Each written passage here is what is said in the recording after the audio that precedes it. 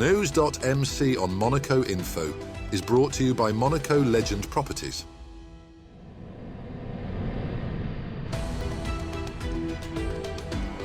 Bringing you news on Monaco's economy, culture, sports and more. Welcome to News.mc, your English rendezvous on Monaco Info.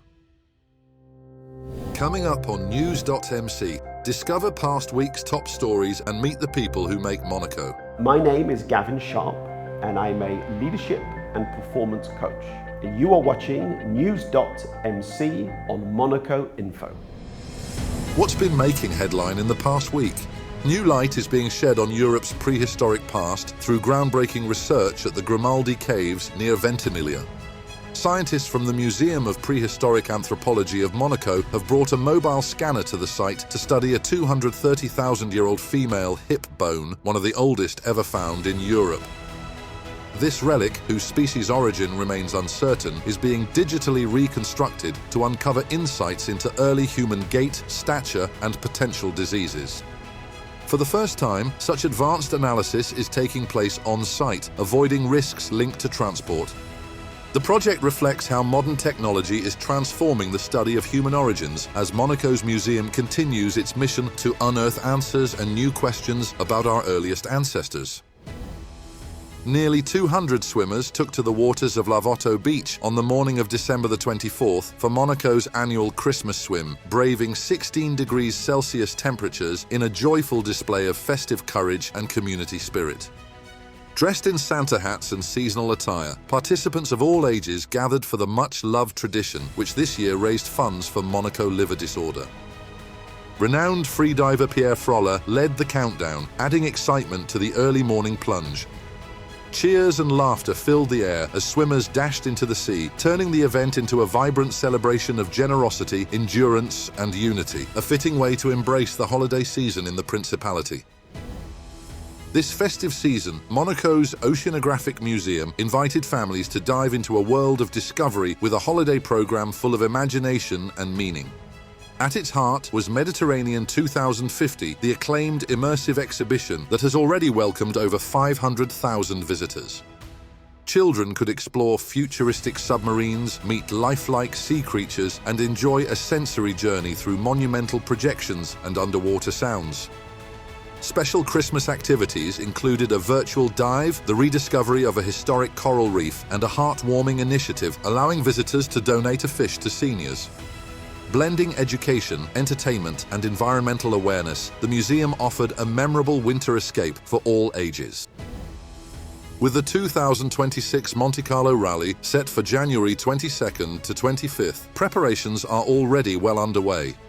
2 weeks ago, 168 volunteer rally marshals took part in a full-scale training session organized by the Automobile Club de Monaco. Following months of theory, trainees were put through their paces at key mountain stages such as Col de la Madone and Les Banquettes in Menton. The day featured realistic emergency scenarios designed to test reactions, coordination and knowledge in live conditions. Completion of this training is mandatory to obtain a marshal's license. In total, 210 commissioners will be deployed for the upcoming WRC event, supported by a dedicated race control team monitoring every stage from headquarters. Jean-Christophe Maillot's latest creation, Ma Bayadère, premiered to a rapturous reception at the Grimaldi Forum on Saturday, December the 27th. Inspired by Marius Petipa's 1877 classical ballet La Bayadère, Maillot reimagined the piece in a contemporary setting, a dance studio where tensions unfold among a troupe's choreographer, soloists, and ambitious newcomers. Themes of rivalry, love, loss, and eventual reconciliation are explored through elegant choreography and emotive staging. Her Royal Highness Princess of Hanover, President of the Ballets de Monte-Carlo, attended the premiere alongside Sylvie Biancheri and Maillot himself. Backed by the Monte-Carlo Philharmonic Orchestra under Garrett Keast, the performance was praised for its fluidity, emotional depth and striking scenography, marking it as one of Maillot's finest reinterpretations. On December the 30th, residents evacuated from buildings near the former Charles III College were allowed to return home following a favourable update from the Prince's government. Structural pressure on the embankment has dropped below the pre-alert threshold thanks to stabilization work, including the installation of 7 tie rods with 3 more to follow. Additional monitoring equipment will be deployed on both sides of the border to track the site's evolution. The decision was made in coordination with French authorities based on expert assessments received in recent hours. Students will continue remote learning in early January as the former Charles III College will no longer host classes. Temporary teaching spaces are being prepared with the aim of returning all lycée students to the renovated Albert I lycée site after Easter, ensuring minimal disruption to the academic calendar. 2025 was a landmark year for Monaco. One of the most emblematic moments of 2025 was the 20th anniversary of the reign of His Serene Highness Prince Albert II, celebrating 2 decades of leadership, international engagement, and a steadfast commitment to sustainability and environmental protection. On the global stage, Monaco reinforced its influence by hosting the Blue Economy and Finance Forum, which welcomed delegates from nearly 100 countries and secured key commitments on ocean conservation and sustainable finance. The Principality also affirmed its environmental leadership by becoming one of the first European states to ratify vital biodiversity agreements. Diplomatic ties were further strengthened with France during the first state visit by a French president since 1984, as President Emmanuel Macron underscored shared priorities in ocean protection.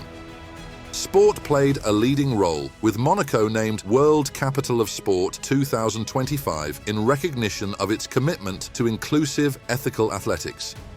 This was epitomized by Valentin Vacherot's historic victory at the Shanghai Masters, a major milestone for Monegasque tennis. Culturally and socially, Monaco continued to shine through a calendar of prestigious international events, enhancing its global visibility and appeal. 2025 will be remembered as a year of influence, ambition, and achievement for the Principality. France claimed victory in the LNB All-Star Game in Paris on December the 28th, thanks to a spectacular performance from Monaco's Mathieu Strazel. With just fractions of a second remaining in overtime, Strazel landed a stunning 3-pointer that shifted momentum and helped Team France defeat the world team 165-159. The match featured 4 Rocket Team players. Mike James and Alpha Diallo represented the world side, while Elie Okobo and Strazel played for France. On December the 26th, the Roca team outclassed Real Madrid 100-95 in a packed Gaston Medsan Arena, delivering a standout EuroLeague performance. Both sides entered with identical records, but Monaco seized the moment. Despite missing Makundu, coach Spanoulis saw key contributions from Theus James, Okobo, and bench standouts Strazel and Nedovic. A dominant second-half stretch, highlighted by Mirotic's threes and defensive grit, secured victory. Real Madrid's late push fell short as Monaco held firm to climb to 6th in the standings. Spanoulis praised the team's unity and defensive discipline after a statement win in front of their home crowd. The Roca team finished the year with a statement win, beating Barcelona 74-90 at the Palau Blaugrana to climb into the EuroLeague top 4 on Tuesday, December 30th. Fresh off a victory over Real Madrid, Monaco controlled the game from the outset, setting the tempo with strong defense, dominance on the boards, and smart transition play. Mike James and Elie Okobo led the offense, while Kavarius Hayes starred inside with a standout all-round performance.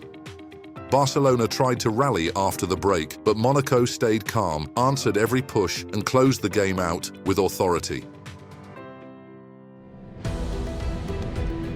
Next up, our exclusive interview with the personalities making the Principality.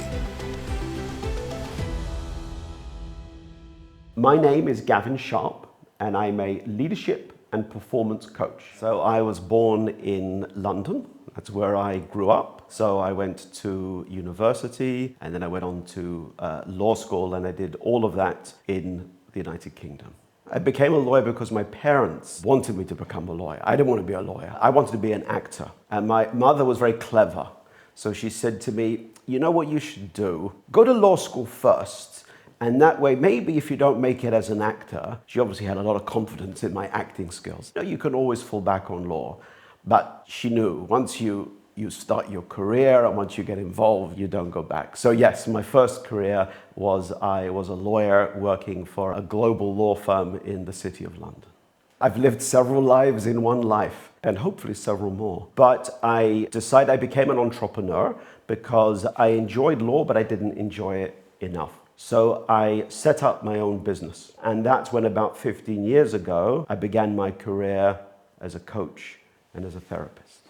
It's a global business. I help people live their best lives because I believe all of us, you and me, we have so much untapped potential. So I'm always fascinated by, so what gets in the way? What stops me becoming the best version of myself? So I work with people, mostly senior executives, with lawyers, a lot of work still with lawyers. It's all about the same thing. How can I become the best version of myself? And the mindset, you use the word mindset. The mindset example I always give is in the 1950s. Until that point, nobody had run a mile in less than 4 minutes.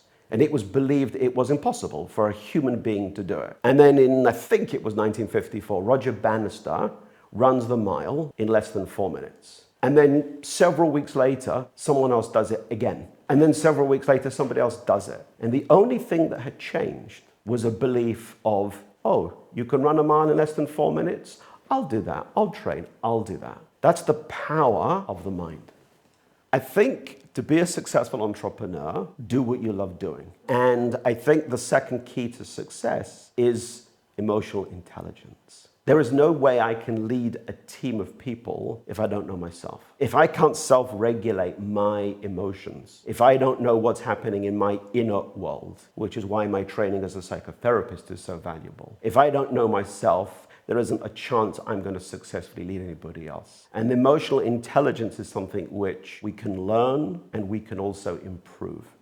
Yeah, visualization can be a really important technique in unlocking our potential. So I will sometimes say to someone, because we're not all cerebral, some of us work with images and with visualization. So I will often ask someone to use the space in the room. And I say, okay, what for you would be your definition of success? Let's assume you have achieved everything you want to. Go and stand in a corner of the room where that corner represents success. Again, all of us know it's all untapped. And what I do is very simple. How can I help you tap into what you've shut down, what's been blocked? So through that visualization technique and having someone move around the room, what did you do that got you to that point? And sometimes I'll say, now walk back a few years. What did you do that got you there? What are the skills that got you there? What would you like to take forward into the next part of your life? So all those visualization techniques are another way to help someone unlock their potential. Everyone needs a coach, probably more than everyone needs a therapist. I would say some people need a therapist, but if you go back to what I said earlier on, if only 2% of us achieve our full potential, then 98% of us could really benefit from having a coach. And it's become very popular in the corporate world for someone just to have by their side a coach to help them find their way, their direction, to live their best life. Monaco is unique. And I tell my clients, as long as you don't believe that this is the whole world and this is the real world, because the moment you think this is the real world, it's time to leave. But if you respect Monaco for what it is, I think it's the most amazing place to live, because you have, despite the reputation of Monaco, which is always, of course, about the money, which is an element, you have a principality that is committed to the environment. Most Western countries today are not that committed. Monaco looks after its own people in a way that very few places on earth look after their own people the way Monaco does. And you have the climate and the safety, the security, and what Monaco stands for, which people just don't seem to get. For me, it's the most incredible place to live. That's all for today. Thank you for watching News.mc, your English rendezvous on Monaco Info. Discover the full interview and more stories on our websites, News.mc and MonacoInfo.com. Next week, we will receive Nicholas Frankel, founder and CEO of Marriott Group. This show is intended to provide a summary of the past week's top stories for the English-speaking audience. For daily and real-time news updates in English, please visit News.mc and subscribe to our free daily newsletter. For French news, visit monacoinfo.com. This show was brought to you by Monaco Legend Properties.